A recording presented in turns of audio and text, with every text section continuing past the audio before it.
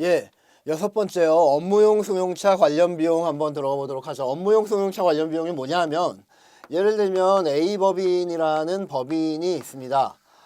그런데 예전에는 이 법인들이 뭐 요즘도 마찬가지지만 많은 자동차를 소유하고 있습니다. 뭐 벤츠 세대를 가지고 있기도 하고 뭐 BMW 두 대, 그 다음에 에쿠스 요즘 없죠. 엔터프라이즈 뭐 아니면 뭐 할까요?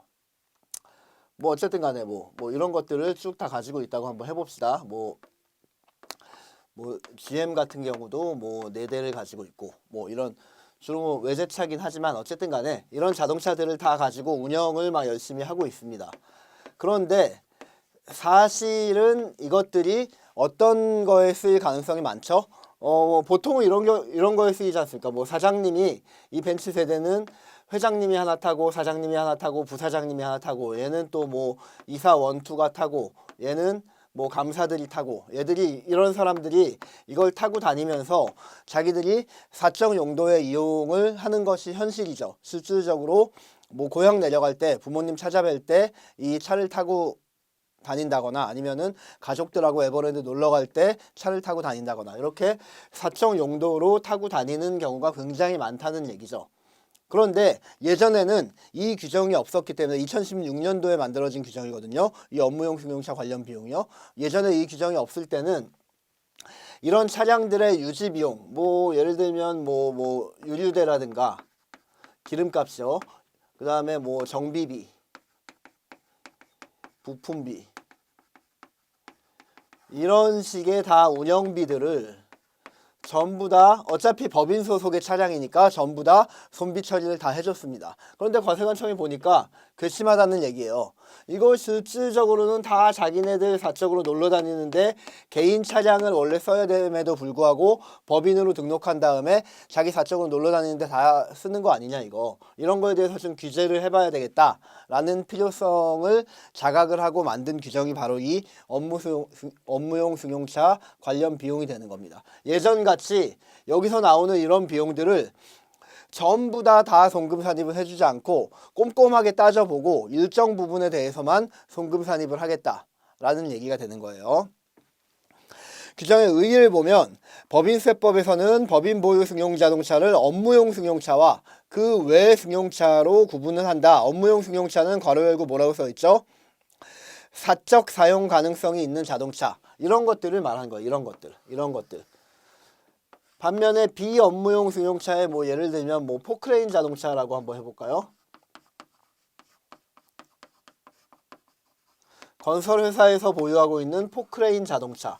포크레인 자동차 같은 경우는 사적으로 쓰일 확률이 없다고 봐도 무방할 거 아닙니까? 사장님이 자기 고향에 내려갈 때 자기 가족들하고 같이 저 에버랜드 놀러 갈 때 BMW 같은 거나 벤츠는 쓰겠지만 포크레인을 타고 놀러 가거나 포크레인을 타고 고향을 가지는 않을 거 아닙니까? 그러니까 이 포크레인 자동차 같은 경우는 예전과 똑같이 그냥 여기서 발생하는 운영비나 뭐 감가상각비나 이런 것들은 전부 다 100% 손금 산입을 해주고 있습니다.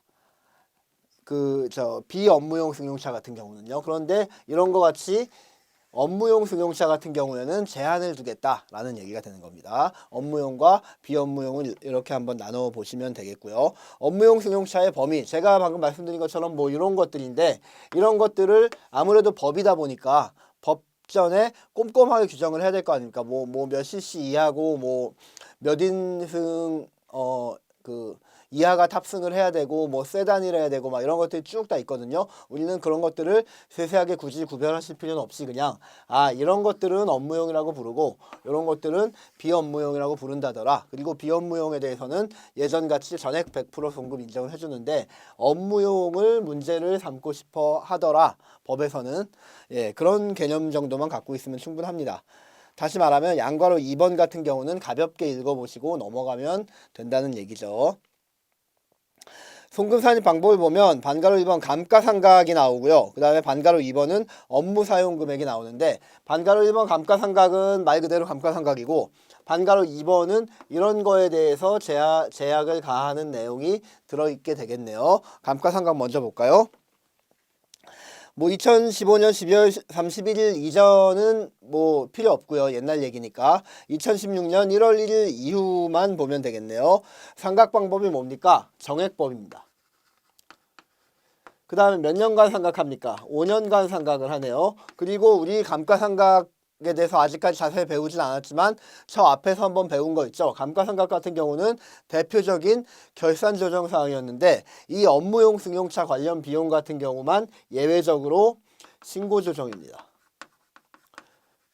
그 중에서도 강제 신고조정, 반드시 감가상각을 해야 되는 신고조정 사항으로 규정이 돼 있다더라 라는 겁니다. 지금은 뭐 감가상각비가 결산조정으로 될 때와 신고조정으로 될 때의 차이를 구별을 우리가 지금 못하는 상태거든요. 왜냐하면 감가상각비에 대해서 제대로 배우지 않았기 때문에. 그러니까 감가상각비에 대해서 제대로 배우고 난 다음에 다시 돌아오셔서 2회독, 3회독 할 때 이거의 의미를 그때 깨우치셔도 충분합니다. 지금은 그냥 아 그런가 보다 하고 넘어가시면 된다는 얘기예요.